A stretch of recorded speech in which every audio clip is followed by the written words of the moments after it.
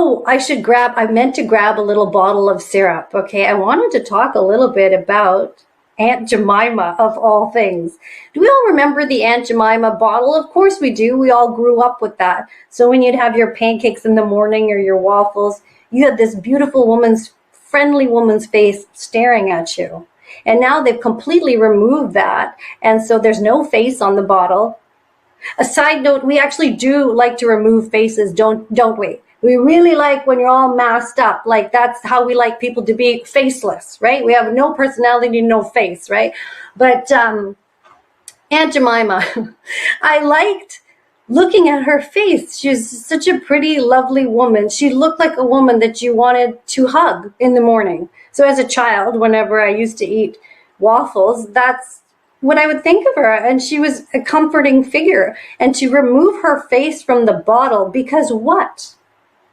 Why are you doing that? What do you want me to think about that? Am I supposed to be offended or something by her? This is what I don't understand, but I'll just read a little bit about her. And I would like to show you a little picture of her also. Here we go. It's a great woman erased from history by idiots. There she is, apparently.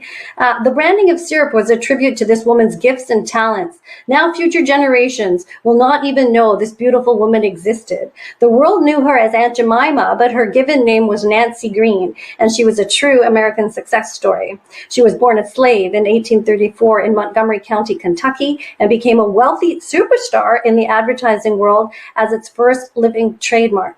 Green was 56 years old when she was selected to be a spokesperson for a new ready-mixed self-rising pancake flour, and she made her debut in 1893 at a fair and exposition in Chicago. So she demonstrated pancake mix and served thousands of pancakes, and she became a superstar, and she became very, very wealthy. She's the spokesperson, and that's a success story. That is a success story. If this woman, with all the segregation and racism going on at that time in the late 1800s, which there was lots, come on, the fact that woman became a success story and a spokesperson, and she became wealthy, and she died at the age of 89, you bloody well should put her face back on the bottle where it belongs. And I don't understand how anyone could even remotely be offended by something like that. Are you supposed to look at that and not know history? Are you supposed to look at that and then feel some sort of white guilt or something over what happened? That's the thing, right? Like, if you completely erase all your history, then you don't learn about it. I think the reason that they might have taken her off is because they don't want to do like this stereotype mammy type of thing, right? Well, you need to know, young children need to know that existed, that did exist. And if you ever watch Gone with the Wind, Mammy, the character of Mammy, and that movie was made in 1939. And Hattie McDaniel was the lady that portrayed Mammy, and she won an Oscar for Best Supporting Actress. And when she went to receive her Oscar, she had to sit at a separate, segregated table at the Hollywood Theater or whatever, right? She was also not permitted to even go to the premiere of Gone with the Wind because the premiere was in Atlanta at a segregated theater. So you need to know, and then she rose above, she got cast in the role, and she won an Oscar. And people need to know that. And if you constantly erase these little symbols of history, then you are erasing what has happened in the past.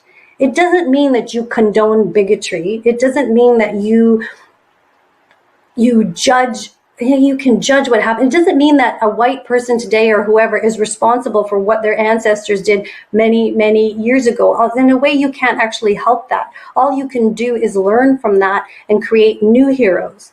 So when you are toppling statues because you think that they were colonial white men, oppressive white men or something like that, just think that is a teachable moment. That is a moment where you can look at that statue and then explain to your children who he was, and it's a teachable moment. And then as time goes on, we can create new statues.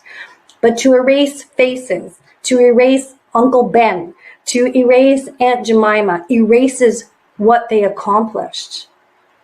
And that isn't right.